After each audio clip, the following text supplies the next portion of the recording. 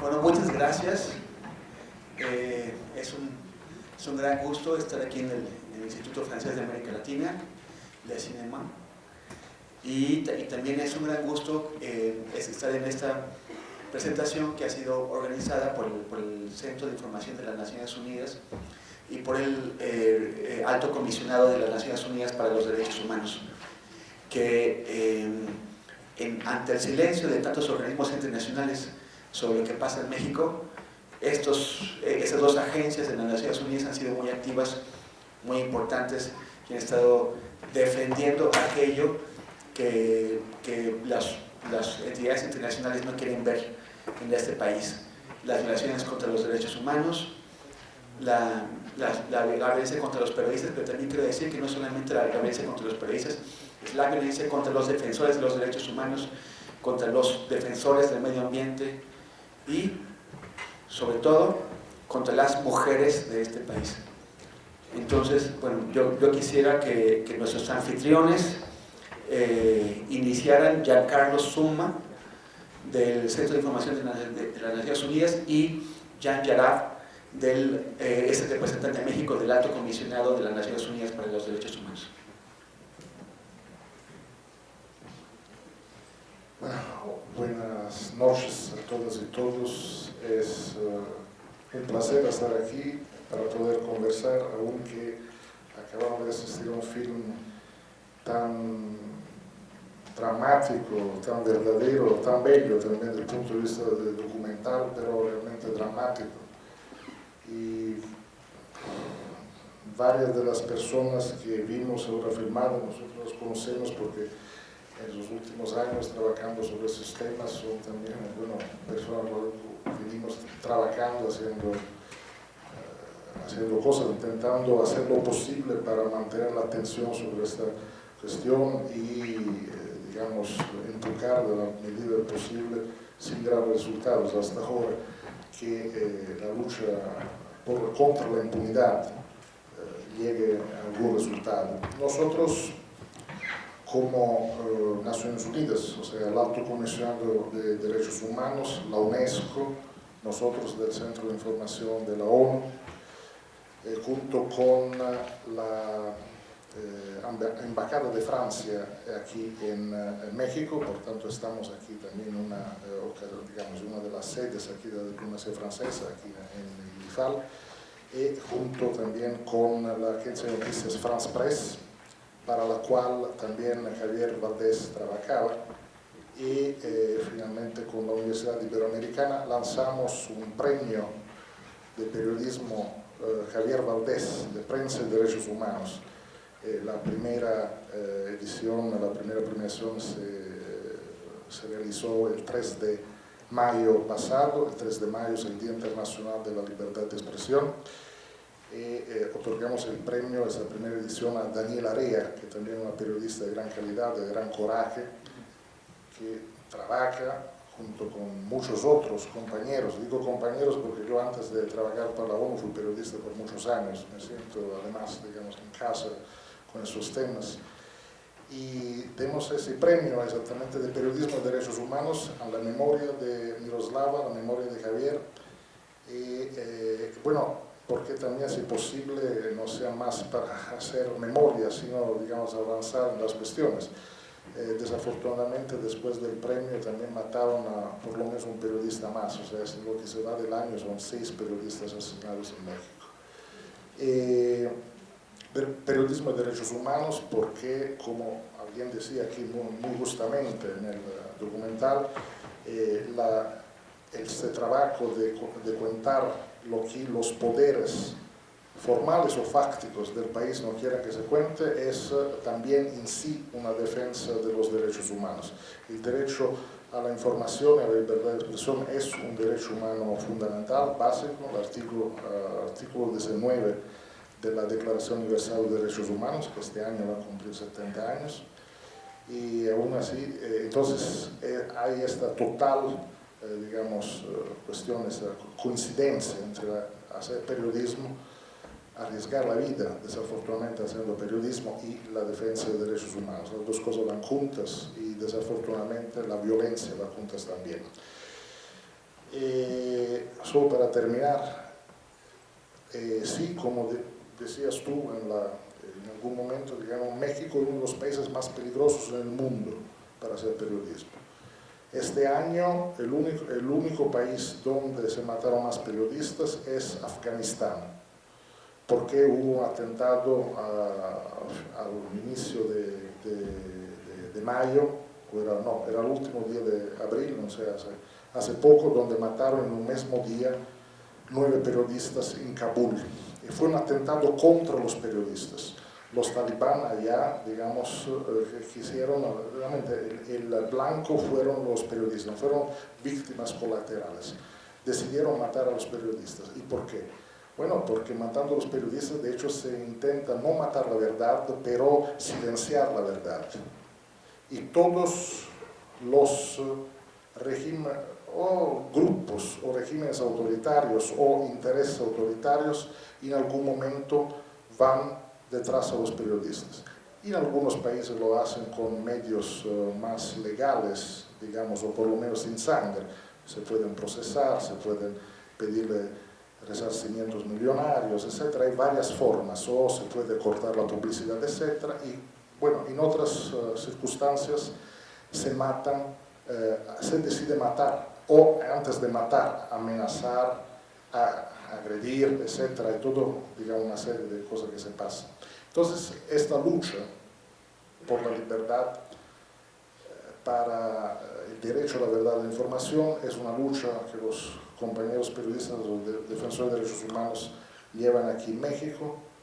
Para todos ustedes, para todos ellos, va nuestro total respeto, solidaridad y compromiso a seguir trabajando, pero no es una lucha solo de México. Desafortunadamente, la libertad de expresión está bajo ataque, así como varias otras cosas están bajo ataque un poco en todo el mundo. Entonces, una lucha para los principios de democracia, para los derechos humanos que hay que seguir aquí en México y hay que seguir en todo el mundo. Y nosotros, en lo que podemos, vamos a seguir trabajando para que eso no se quede en silencio, que se haga justicia, que se luche contra la impunidad. Y esperamos poder en algún tiempo tener resultados. Pero hasta ahora, desafortunadamente, la situación es esta, la impunidad es total.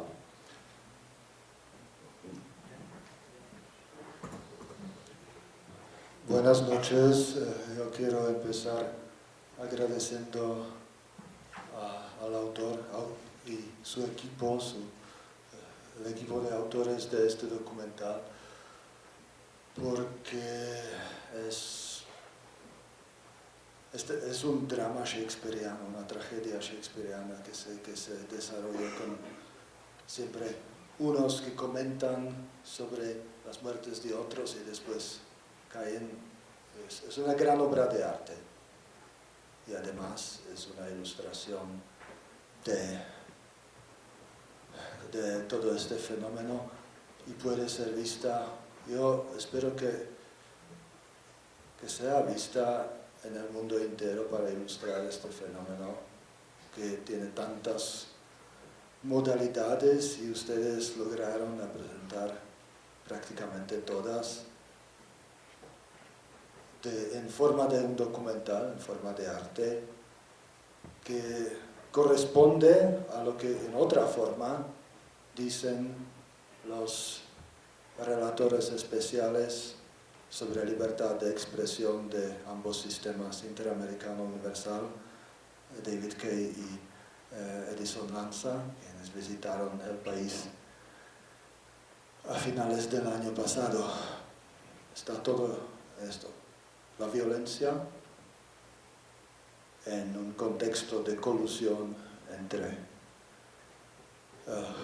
el crimen organizado y las autoridades.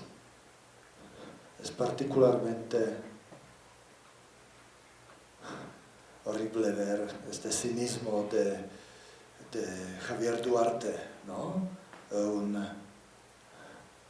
Un gobernador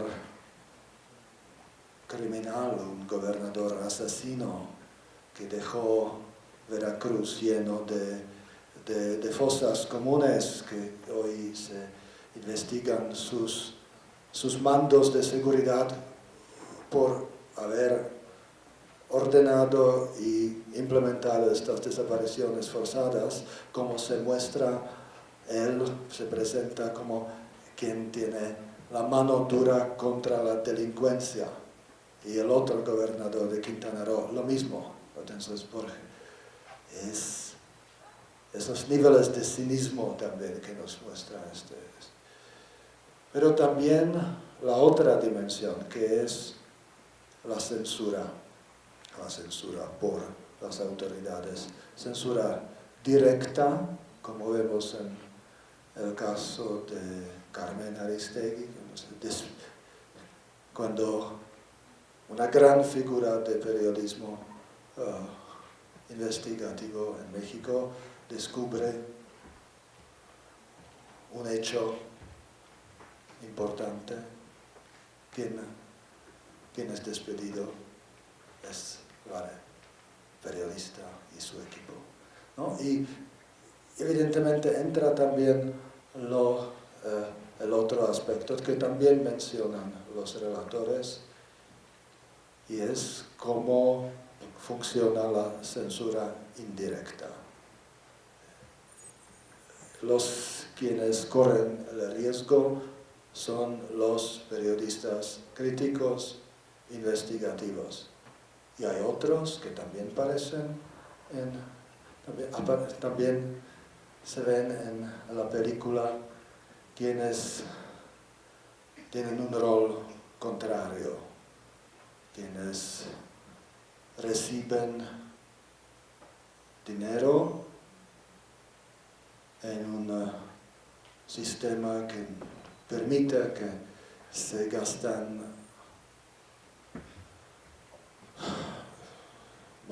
un montón astronómico por comprarse los medios. De hecho, una de las informaciones más chocantes del último año es que creció siempre en los últimos años lo que se invierte en publicidad oficial, cuando estaba cayendo lo que se invierte en la batalla contra la pobreza. Entonces, cuanto menos se invierte en enfrentar los verdaderos problemas, tanto más se invierte en presentar los supuestos éxitos. Y estos tipos de periodistas no tienen problemas de seguridad y se manifiestan con igual cinismo que los gobernantes tipo Javier Duarte. Eso nos muestra también muy bien la película. Entonces, y sabemos que recientemente se aprobó contra protestas nuestras, de los relatores y de todos, una ley que garantice que este sistema de financiamiento, entonces de censura indirecta, pueda continuar con apoyo de ley. La famosa ley Chayote. Entonces, ustedes han verdaderamente logrado resumir estas varias dimensiones de amenazas a la libertad de expresión de manera muy contundente y además dar un retrato muy humano de todas y todos los protagonistas. Felicitaciones, y vamos a pensar cómo internacionalizar este mensaje que se necesita.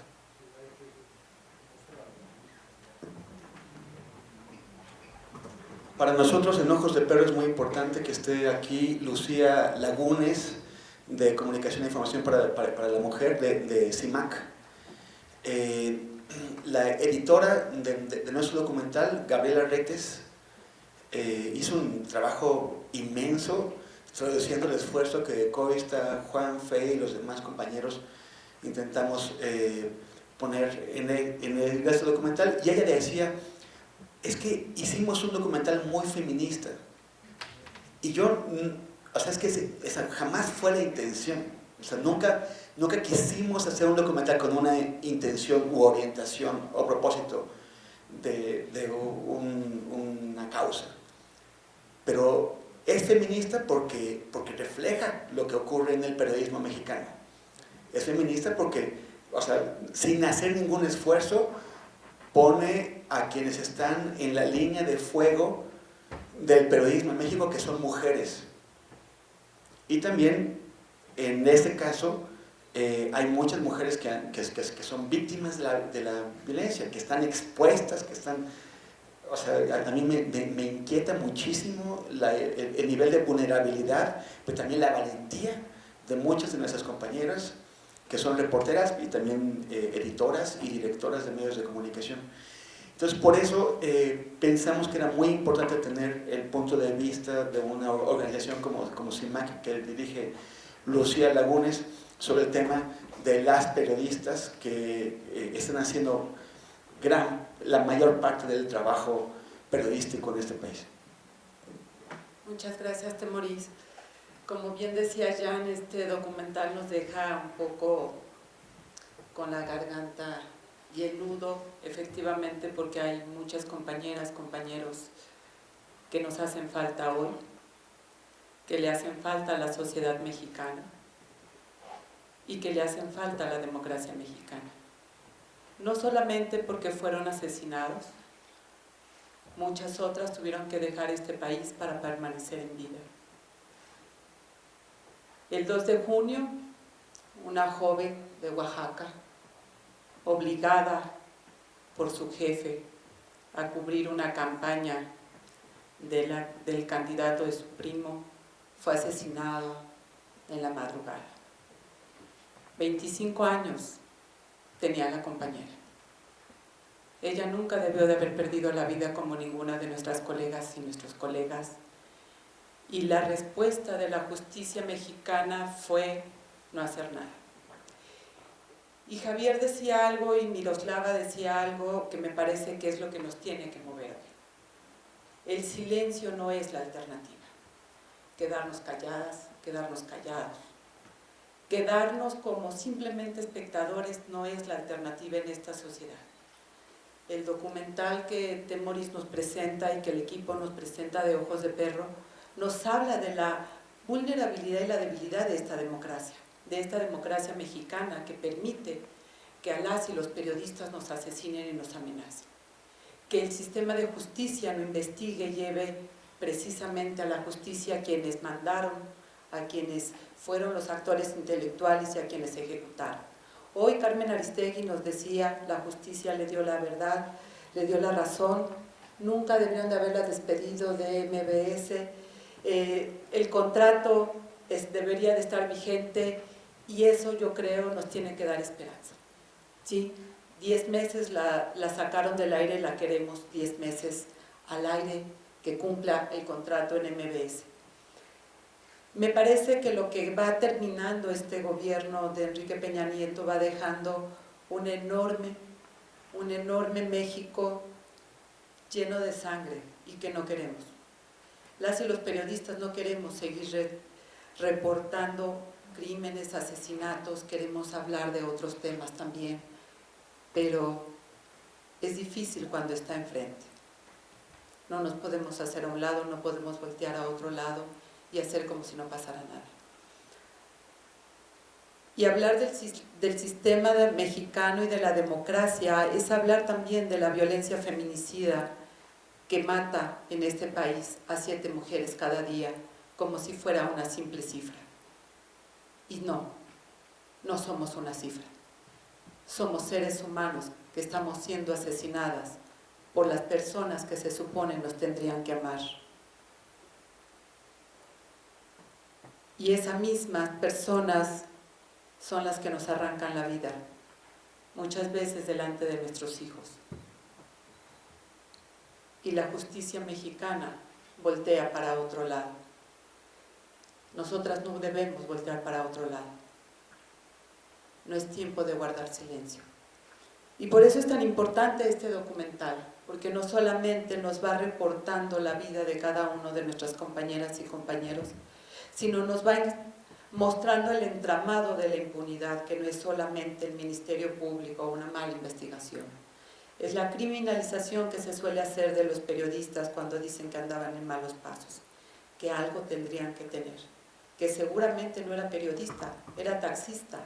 Un taxista que vivía donde vimos que vive, que se le pagaba 20 pesos la nota diaria, porque aquí hay diferentes niveles de periodistas en este país.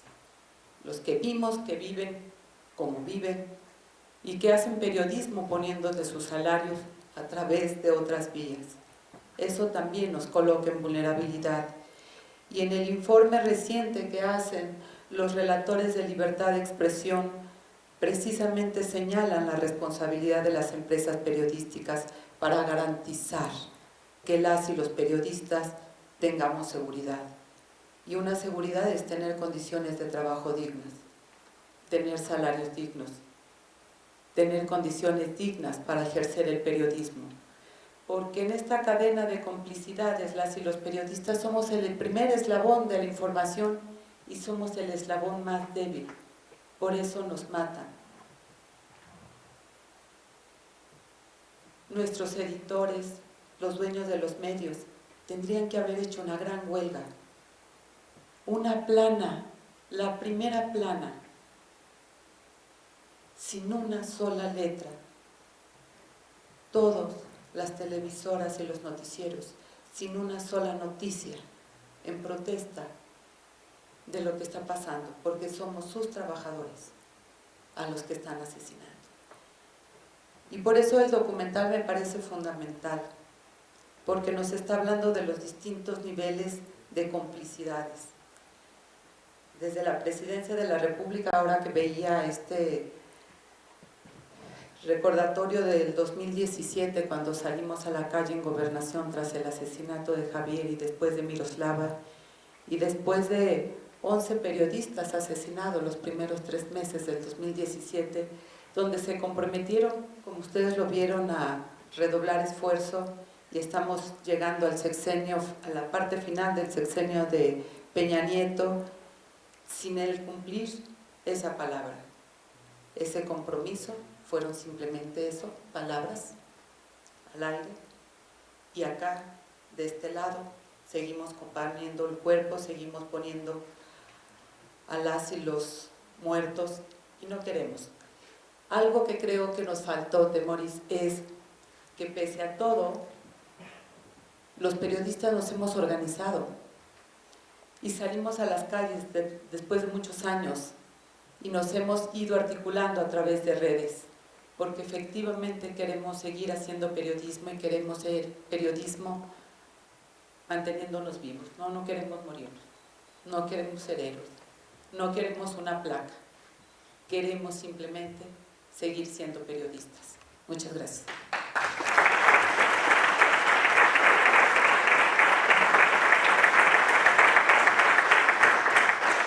Muchas gracias, Lucía. Y también yo quisiera, bueno, ustedes ya lo conocen, quisiera presentar a uno de los periodistas más lúcidos, más precisos y lo que es vital en el periodismo mexicano, más honestos de este país, Ricardo Rafael.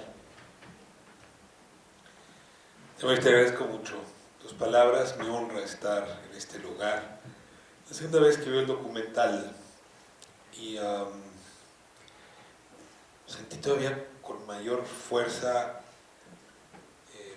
esta experiencia de vaciamiento, creo que esa es la palabra. De pronto este documental secuestra el sentido del periodismo, nos arroja aquello que llamaba Arendt la banalidad del mal y su maldad, y obliga a preguntarse. Yo quisiera salir de aquí diciendo por qué vale la pena hacer periodismo, pero antes de llegar ahí, el propio documental te fuerza a preguntarte si la mirada de la hija del Choco, el horror que debió haber experimentado tiene algún tipo de justificación. Si el testimonio que nos da la mujer de Javier, si los 8 tiros que recibió Miroslava, y puedo seguir 114 desde el 2000, valió la pena. Y ahí es donde sí, como si el mar se retirara de la playa, la conciencia se vacía de sentido. Pero algo produce el documental al mismo tiempo en sentido inverso. Este es un documental que nos dice, sí,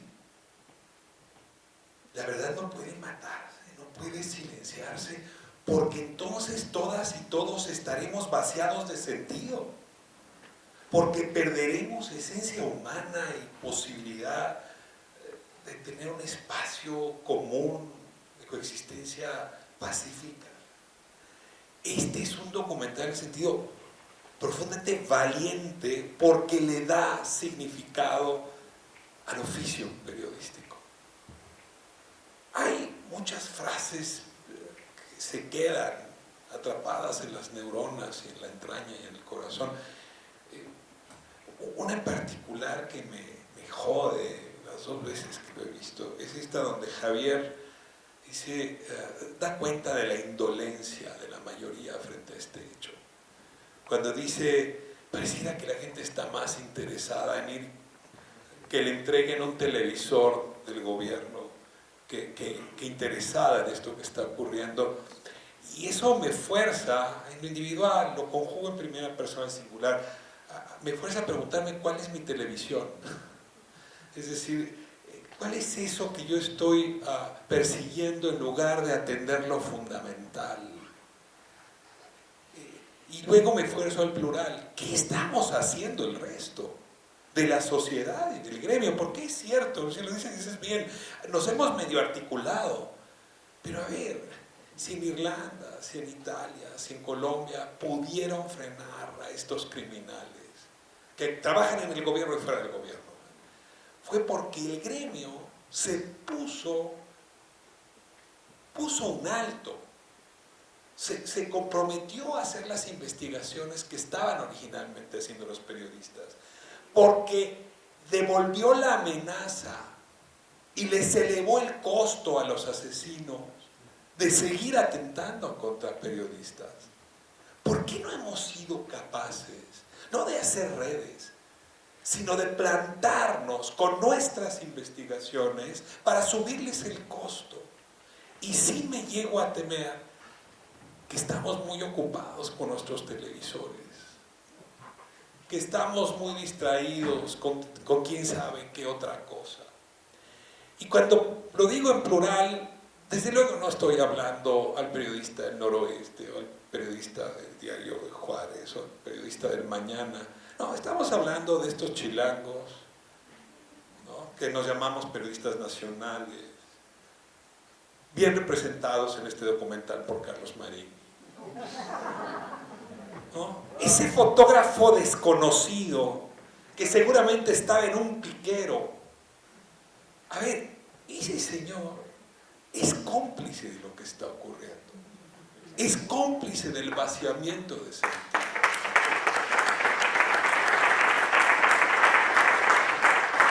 Pero Carlos refleja a muchos otros que no han sido fraternos y solidarios con esta circunstancia. Julián Levarón, quizá ustedes lo recuerden, este mormón que vive en Casas Grandes y que secuestraron a su hermano y luego mataron a otro de sus hermanos. Me tocó entrevistarlo hace algunos años y yo le preguntaba qué había aprendido de aquella circunstancia. Y él contó que lo primero que hizo cuando secuestraron al hermano pequeño fue acudir ante el gobernador y ante la procuradora, Patricia Flores, que muy probablemente es quien podría estar detrás de la muerte del Choco, es la misma procuradora. Y Julián Levarón dice, es que el problema de nosotros los mexicanos es que cada vez que tenemos un problema, nos hincamos y le rezamos a Quetzalcóatl a ver si viene a rescatarnos.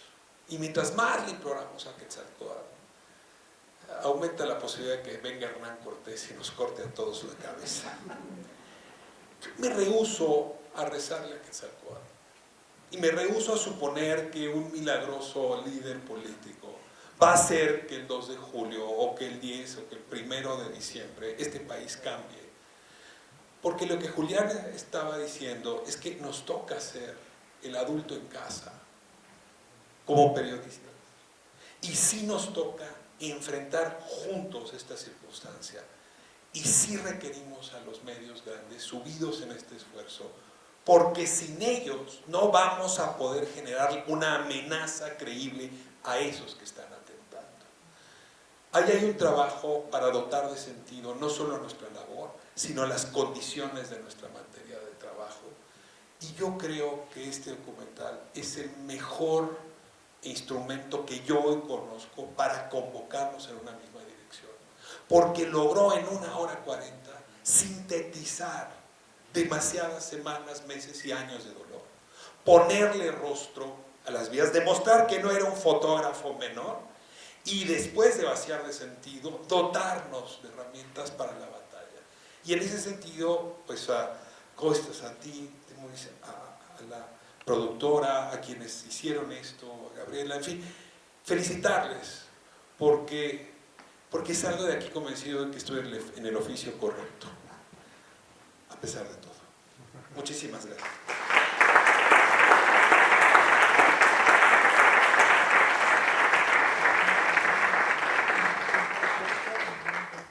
Bueno, para nosotros en Ojos de Perro es un placer contar con este panel de superlujo, gente increíble, bellísima, que ayuda a darle ese lustre que pierde el periodismo cuando cae en manos, o cuando la gente cree, cuando los lectores creen que los periodistas son Carlos Marín o Ricardo Alemán o estas figuras que cuando éramos jóvenes, yo quería ir a cargar el portafolio a Carlos Marín. Sí, yo quería ir a cargar el portafolio. O sea, yo quería ir con Ciro Gómez Leiva, yo quería ir con Héctor de Mauleón, yo quería ir con Ricardo Alemán, porque eran otras personas, en aquella época eran otras figuras, no eran lo que se han vuelto ahora. Pero el periodismo está en una situación ahora, lo he estado repitiendo, es una paradoja, porque los medios de comunicación, sobre todo los grandes medios de comunicación, están actuando en un nivel que yo creo que corresponde al de la época de Zedillo, hace 20 años. Y ya hace 20 años pensábamos que ya estábamos rompiendo esas barreras y que estábamos tan cerca de lograr un periodismo honesto, medios de comunicación honestos, que sirvieran a la sociedad y no al poder. Yo cuando hice la tesis en la universidad pensaba que estaba escribiendo sobre cosas que ya se estaban acabando y ahora están, pero, o sea, como el rock and roll que llegó para quedarse, ¿no?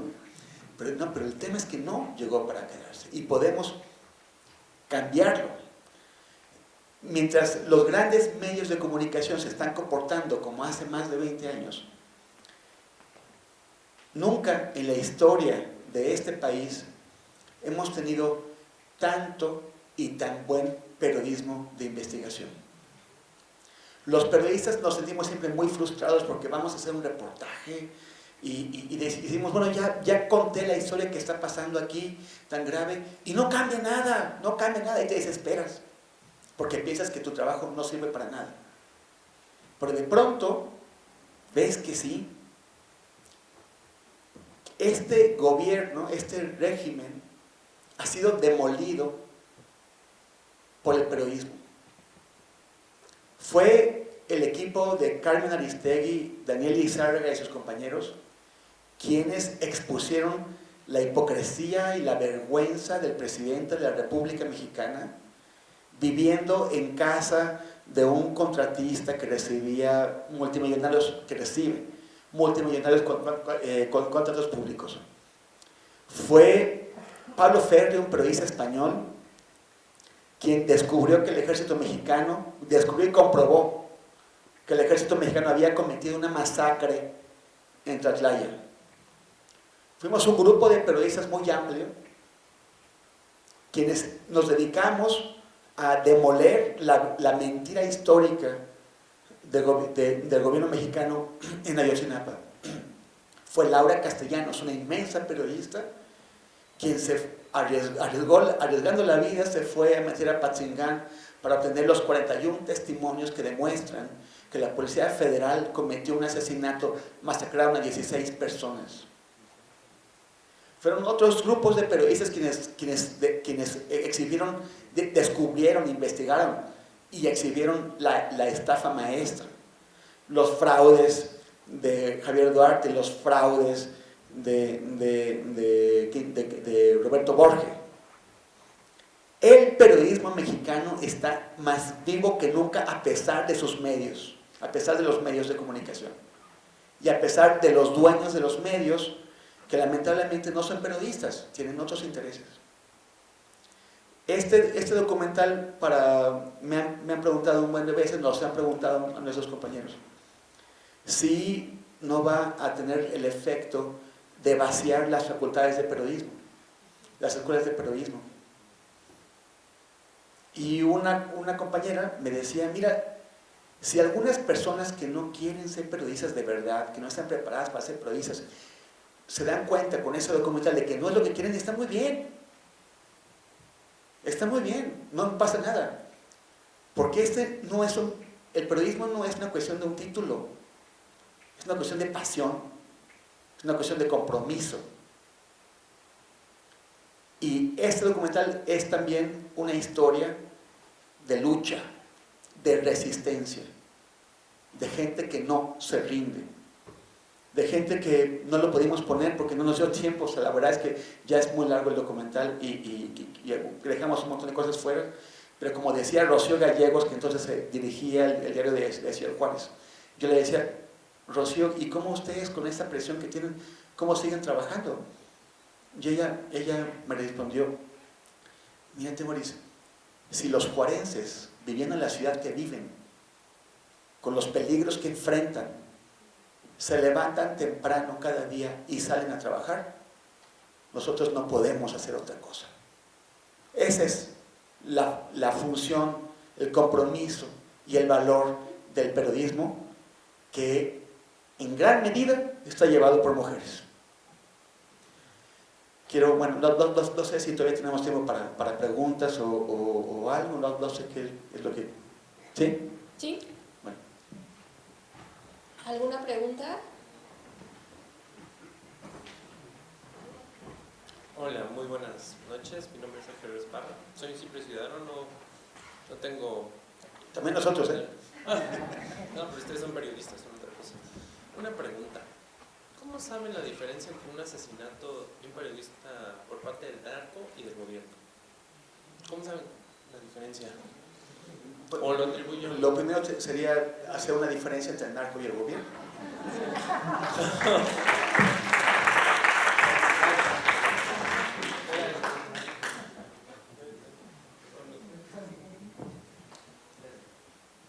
¿Alguna otra pregunta?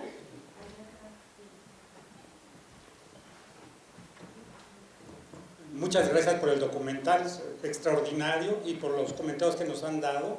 Prácticamente yo creo que nos dejaron sin preguntas, porque ya nos explicaron mucho. La única que me quedó es, creo que sí se ve en el documental, pero a ver si ustedes nos pueden ayudar un poco a abordar sobre las causas fundamentales de este problema. Porque parece que a medida que el crimen organizado está mejor organizado, pues esto está creciendo. Pero aquí hay referencias de los años 80. Ha habido cambios de colores de los partidos que nos gobiernan. Hay anécdotas de estados gobernados por distintos partidos. Entonces parece que en el fondo pareciera estar en este crimen organizado que está infiltrando policías municipales, gobiernos municipales, estatales. Ha habido hasta médicos asesinados. O sea, sectores de la población que tienen... Bueno, ¿y ellos por qué? Y bueno, ¿y por qué los periodistas? Ya lo explicaron. Entonces me parece que es fundamental ese tema de las causas más básicas de este problema, ¿no? Que parece ser, de acuerdo a lo que se ve en el documental, y que yo lo comparto, el tema del crimen organizado, que se organiza mejor que el resto de la sociedad. Gracias. Yo tendría una idea que aportar a partir de sobre todo de los trabajos que he hecho, artículo 19, para tratar de explicar la mecánica. En efecto, uno observa a distancia el fenómeno y parece caótico, pero en realidad tiene resortes, rondanas que tienen cierta lógica. A ver, lo que sabemos es que 60% de las amenazas, crímenes contra periodistas provienen, y esto tiene que ver con la pregunta anterior, de funcionarios del Estado ligados con el crimen organizado. O sea, 6 de cada 10 tienen como autor intelectual, es el caso de Jorge Jarrón, por ejemplo, que aspira a ser presidente municipal y mata al gato feliz. Esta es la generalidad.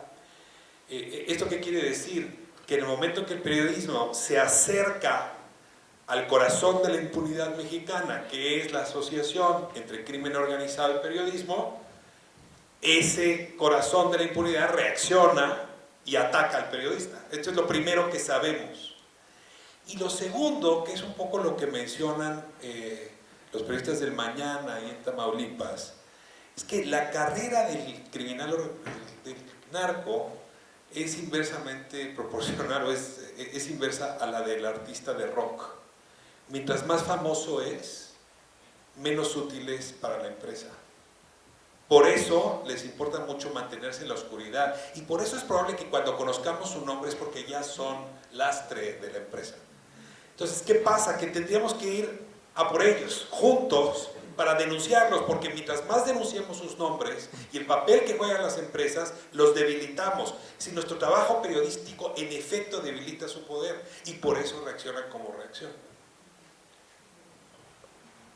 Yo a la explicación que haces le agregaría una parte fundamental, que es la falta de operancia de la Procuración de Justicia. Es decir, si tuviéramos amenazas y la Procuración de Justicia actuara y sancionara a que nos amenaza, no tendríamos esta escalada, esta espiral, porque este es un sistema que permite efectivamente no solamente la agresión contra periodistas, sino que quien agrede se mantenga en la impunidad, para que se vuelva a repetir. Entonces, lo que necesitamos es transformar ese sistema que permite la impunidad para empezar a cortarle, y no como dice Ronco, las puertas para que no se repita. Lo dijeron en 2010 los relatores perfectamente. La impunidad es la puerta a la repetición, y estamos hablando 8 años después de que la Fiscalía tiene el 96% de impunidad, la Fiscalía Especial de Atención para Delitos contra la Libertad de Expresión. De eso estamos hablando. Entonces, me parece que tenemos ahí que cerrar la puerta a la impunidad y hacer que quien amenace, que quien intimide, cumpla con su pena como marca la ley.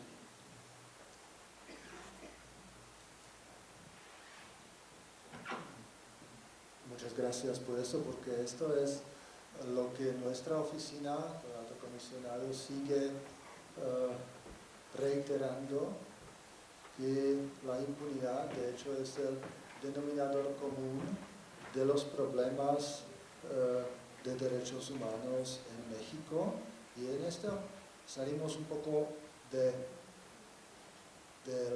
panorama de solo periodismo, podemos decir desaparición. Vimos un poco, es muy bueno que vimos también el vínculo de Javier Valdés con las mamás que buscan a sus seres queridos. Esto es una tragedia dramática, más que 35.000 desaparecidos. ¿Y quién busca? Las mamás. ¿Quién investiga? Las familias. Entonces, la falta de investigación, y nosotros como oficina vamos de un estado para otro, nos reunimos en Sinaloa, en Morelos, en Veracruz, en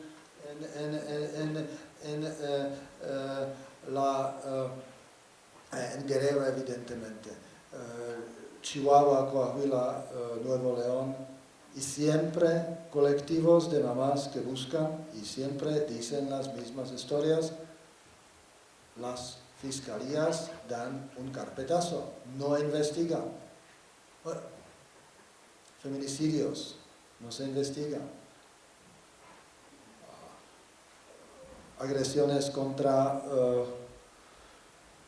comunidades indígenas, cuando empresas violan todo lo que se puede, no se investigan. Bueno, si no se investiga, si se solo investiga, como también muestra muy bien el documental, cuando un gobernador quiere fabricar un delito en contra de un comunicador maya, cuando hay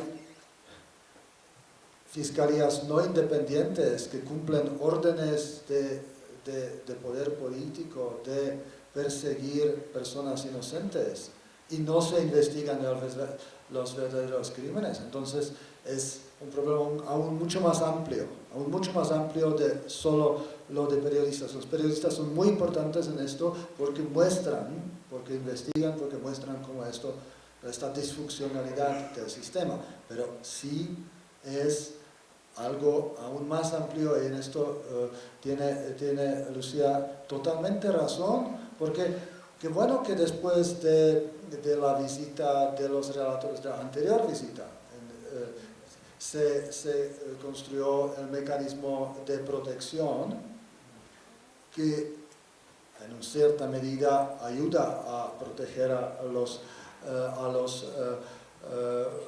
defensores y periodistas. Lo podemos considerar, yo diría, como un avance, pero si las agresiones repetidas no se investigan, entonces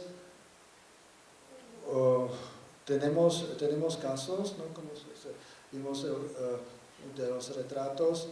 Cecilio Pineda, no lo mataron primera vez, entonces lo mataron después, ¿no? Que no se puede resolver todo eso solo con protección. Si no vamos a tener, si no van a investigar, no se van a sancionar las agresiones y también las agresiones menores, no vamos a ver un cambio. Entonces esto sí, la independencia de las fiscalías federal y estatales, la competencia para investigar, la voluntad política para investigar, esto todo es una gran e importante parte de todo esto que debe cambiar. Y por otro lado, el abuso, la criminalización de periodistas, los esfuerzos inmediatos siempre de desprestigiar la víctima, como también se mostró en el documental, o el uso de recursos públicos para el espionaje. Entonces, para unas cosas sí hay dinero, para otras no. Sí, quisiera acrescentar una cosa, que no es para ser optimista, o sea, yo pienso que hay que tener el optimismo de la voluntad de empeñarse a seguir, pero la situación no es ni un poco, digamos, positiva. Lo que estaban diciendo sobre de dónde vienen las amenazas. Bueno, no es solo México. Aquí en América Latina tenemos otros dos países donde la violencia contra los periodistas es algo muy frecuente, que son Brasil y Colombia. Y cuando yo trabajé en Brasil, antes de ir a México, con el gobierno anterior hicimos un trabajo, eso con la Secretaría de Derechos Humanos, sobre exactamente la violencia contra los periodistas, y era un documento oficial del gobierno, no el gobierno actual, el anterior, antes de la deposición de la presidenta Dilma Rousseff. En el documento, digamos, que trabajamos juntos, estaba escrito eso, o sea que la mayor parte de las agresiones, las amenazas, los actos de violencia contra periodistas los responsables eran agentes del Estado, políticos locales, policías y así por adelante. Y un poco eso es la situación, digamos, en todos los países donde tenemos esos fenómenos. La violencia contra los periodistas es un cuadro de impunidad total. o sea, esos son cálculos que se hacen, hay los números, no son exactos, pero más del 90% de los crímenes contra periodistas en el mundo no tiene punición. La impunidad es total, es como si los periodistas fueran un blanco, se volvieron un blanco. Hasta hace algunos años, tú trabajaste en áreas de guerra, lo sabes mejor que yo, pero digamos, tener un chaleco de prensa era algún tipo de protección. Y yo también en mis más verdes años como periodista también metía cosas también al monte o con grupos de narcos, etcétera, para hacer reportajes, y era una cosa tranquila, llegabas, hablabas, etcétera, se podía hacer. Hoy estás arriesgando la piel, pero eso es verdad también en áreas de conflicto. Hoy, digamos, hay los conflictos, está el silencio. No es solo para saber exactamente los carteles, quién son los jefes, etcétera. Estoy totalmente de acuerdo. Cuando normalmente las autoridades empiezan a decir que eso es el capo de los capos porque lo van a atrapar. Entonces es una forma de... No hablo específicamente de México, es así en todos los lados. Pero hasta, digamos, dar la caza a los periodistas se volvió un deporte. Hasta en los territorios donde... puede ser donde hay carteles, o puede ser en áreas de conflicto, en Siria, como en Afganistán, etc. ¿Por qué? Porque donde no hay periodistas, porque se volvió demasiado peligroso trabajar, se puede hacer todo. Y entonces eso es una amenaza contra la democracia de forma más general y global. Entonces es una batalla que hay que llevar digamos, adelante. Claro, estamos en México, ustedes tienen eso en México, pero es parte de una batalla más global, donde realmente los que tienen poder no quieren poder que sea por elección o poder fáctico, pero simplemente no se quiere más escrutinio, no se quiere más control. Y el periodismo es una forma de control externo. Como dicen los norteamericanos, la definición tradicional son los perros de guardias de la democracia. La idea es de matar los perros, porque así se puede hacer todo lo que pasa. Ustedes decían antes, en otros países se logró hacer cosas. Sí, es verdad. Pero América Latina tiene una peculiaridad. Estamos en la región donde no hay conflictos armados, en el sentido, no hay guerras civiles declaradas, no es Siria, nunca hubo prácticamente,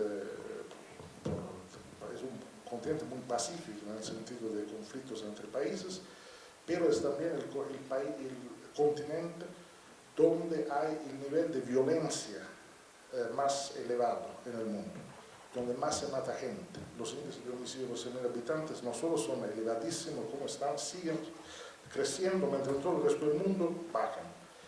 Y esto es una región también que es la región con más desigualdad económica en el mundo, las dos cosas, y también con niveles de eficiencia, eficacidad del Estado, niveles de impunidad que son muy elevados. Las cosas muy probablemente van juntas. Entonces hay mucho para hacer. Pero eso, repito, no es un problema, si fuera solo un problema de México sería grave, pero digo, bueno, pero podría llegar, como decías tú, alguien de afuera para salvarnos. No va a llegar nadie para salvarnos. Nuestro trabajo con Naciones Unidas es mantener esto alto como visibilidad, porque es nuestro trabajo, porque es la cosa cierta, porque también pensamos que al hacerlo ayudamos a ustedes que hacen la pelea aquí. Y porque existen reglas, convenciones, leyes, o sea, no es que nos inventamos, digamos, pero es una situación realmente complicada, la cual entonces hay que seguir peleando, seguir en atención y cobrando, cobrando de los poderes políticos. Como decía, no es que las elecciones no resuelven una elección, pero es un proceso. Hay que seguir, digamos, presionando sin cansarse, y las cosas pueden mudar. Van mudando. El hecho que hoy se hace un periodismo mejor de lo que se hacía en México cuando yo venía a México la primera vez hace casi 30 años, es verdad. O sea, antes tú leías los periódicos, era cualquier cosa, ¿no? O sea, hoy no, hay tantas fuentes de información, mejoró mucho, claro, a un precio muy elevado, pero eso también es parte de la transformación del cambio impositivo de México. O sea, la cosa es mala, es difícil, es peligrosa, pero también es mucho más lenta de lo que nos gustaría, pero es la dirección correcta. Entonces esperamos que así siga, y también en ese sentido las nuevas tecnologías hoy nos permiten, digamos, tener un periodismo de calidad, no solo en México, también, digamos que el periodismo es más difícil, más peligroso, pero también mejor de lo que se acostumbraba a hacer. Eso es tal vez la única cosa que nos puede dar un poco de aliento y de esperanza, y de mi lado, entonces solo quiero una vez más agradecer por este esfuerzo también de producción, grandes años de trabajo, se ve que trabajaron mucho, que fue una cosa complicada, y realmente creo que es un instrumento, digamos, ¿cómo puedo decir?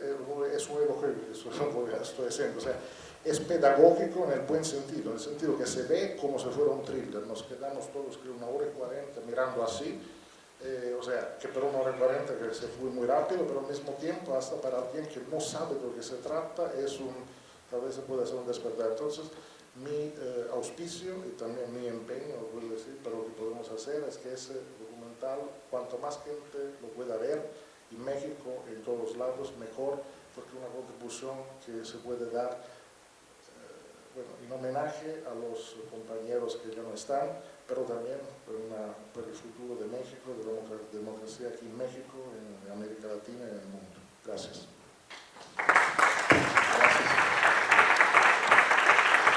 Bueno, ya para cerrar el evento, bueno, a ver, compañero. Gracias. Yo es la segunda vez que veo el documental. Me sorprende un poco como que se quede solamente en este tema del periodismo sin mencionar como el momento coyuntural en el que estamos a 10 días o no sé cuántos de las elecciones. Me preocupa, y sí quisiera mencionarlo, el comentario de Ricardo Rafael, así en respecto a que como que sí, no sé, me pareció que fue una alusión respecto a Andrés Manuel, como si no pudiera significar un cambio, no lo sé. Yo particularmente insistí a mi hija a venir el día de hoy, porque, y bueno, de paso vino su amiga y de paso vino el novio de la amiga, y son chicos que van a hacer su primera elección. Sí, y a mí me preocupa en ese contacto con jóvenes de pronto verlos como muy, cuando son chicos que en el 2006 tenían 12 años, pues fueron bombardeados con la guerra sucia, ¿no? Entonces me llama la atención que como que esto ahorita no se mencione. Yo sé que no es un documental respecto al tema electoral, pero ahorita yo al registrarme en la entrada, yo les digo a los polis, o sea, como me preguntan ¿a dónde va? Pues vengo a ver el documental, y les digo, lo tienen que ver, polis, ¿no? O sea, no es como para acá en la nubecita de los que estamos, y no sé, lo tenemos que ver, o sea, es como para verse, y qué padre que se pueda ver en otros países, pero caray, o sea, esto debe circular masivamente aquí, ¿no? O sea, en este periodo que tenemos, yo sí creo que mi intención con mis hijas sí es como para apuntalar, que tengan elementos como hasta para repudiar a un pinche sistema que nos ha jodido. Entonces, yo creo que sí es como, digo, ¿qué lectura le acerca, ¿no?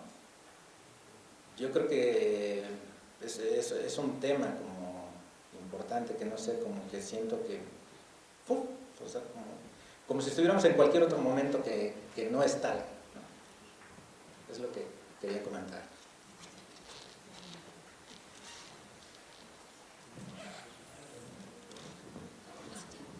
¿Un micro? Esta sería ya nuestra última pregunta.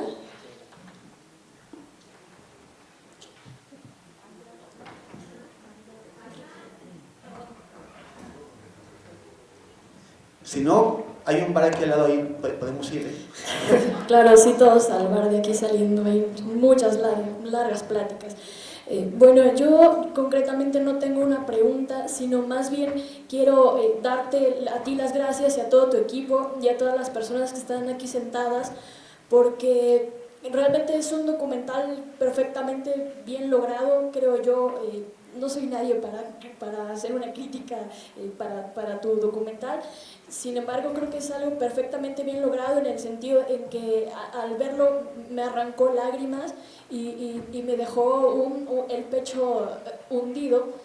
Sin embargo, me dejó con una esperanza bien grande, ¿no? Que sé que como estudiante, que como mujer, que como activista, que como fotógrafa, que como antropóloga, si algún día algo me pasa a mí, sé que ustedes van a brincar y quiero que, o sea, que este documental para mí fue como un pacto en el sentido en que todos nos cuidamos a todos, en ese sentido, valga la redundancia, porque es como una suerte, para mí fue como una suerte de memoria profética, me gusta llamarlo así, porque la memoria no es solamente para el pasado, para los compañeros que ya mostraste que no cayeron, fueron tirados, que es distinto, sino que esto no va a parar, va a seguir sucediendo y en ese sentido es una memoria para el futuro también. ¿Por qué? Porque no sabemos si ahorita, justamente saliendo, a cualquiera de nosotros nos puedan volar los sesos por cualquiera de los motivos que dije, ¿no? Por ser mujer, por ser estudiante, por ser pobre sencillamente, ¿no? Y me gustó en ese sentido, me conmovió mucho tu documental, creo que es algo perfectamente bien logrado, te felicito mucho y yo sé que no es necesario quizá, pero no detengas tu labor nunca, por favor.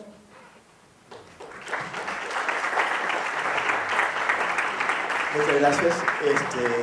Es un trabajo de mucha gente. Somos un colectivo y un colectivo enamorado de ser un colectivo. Trabajamos hombres y mujeres aquí y queremos seguir en esto. Decía el compañero que hay que darle la máxima difusión. Queremos hacer eso y para eso los invitamos a ustedes a organizar sus eventos, sus proyecciones. Es muy fácil, nada más tienen que firmar una hojita donde dice no vamos a jugar con el documental, vamos a hacer lo que nos proponemos hacer. Pero, ¿por qué no lo subimos a YouTube? Que es una pregunta frecuente, ¿no? Mirar morir el ejército en la noche de Iguala, no lo subimos a YouTube tampoco. Logramos colocarlo en Netflix. Y gracias a que lo colocamos en Netflix, tenemos este documental. O sea, es porque las cosas pues, o sea, cuestan y nos cuestan muchísimo. Y producir cine es carísimo, es estúpidamente caro. Todavía tenemos un montón de deudas que tenemos que afrontar. Entonces, también por eso los invitamos a seguirnos en redes sociales, a organizar sus funciones, a apoyar la campaña que en algún momento, cuando Coiste Juanfe termine en el video que tenemos pendiente de hace un montón, para la campaña de fondeo, porque vamos a invitar a la sociedad a poner una lana para que nosotros sigamos trabajando, porque Netflix sí nos ayudó a producir medio docu, pero nos falta pagar el resto del docu y seguir trabajando. Ese es un trabajo. Está aquí Luis Alberto Castillo, que es el que está en la cámara, que es un fotógrafo del documental. Está Baruch, está Humberto Ibarra, arriba Coista Greco, director de ese documental, Juan Castro Gessner, que es productor del documental, y no sé quién me falte por ahí, que deben estar. En fin, somos Los Ojos de Perros, somos una banda, es un trabajo colectivo, y es un trabajo colectivo que se sostiene en la colectividad, con el apoyo de ustedes. Queremos agradecer muchísimo al Instituto Francés de América Latina, al Centro de Información de las Naciones Unidas, al Alto Comisionado de las Naciones Unidas para los Derechos Humanos y sobre todo a ustedes que nos van a que van a ayudar a que ese documental se siga conociendo y que esas historias, las que tenemos, se conozcan. También vayan a nuestra página ODPMX, ODP de Ojos de Perro, odpmx.org, en donde verán más trabajos que estamos haciendo y nuestros proyectos, y ojalá también nos van a ayudar no solamente a difundir, sino a sostenerlos y a hacer cositas. Muchísimas gracias. Muchas gracias Lucía, muchas gracias Jan, muchas gracias Giancarlo, Benjamín Fernández, que fue clave en armar este proyecto, y a ustedes. Besitos. Y se escucharon, escuché que van a proyectar un documental Guerrero en una de las próximas proyecciones aquí. También vengan a ver lo que vale la pena.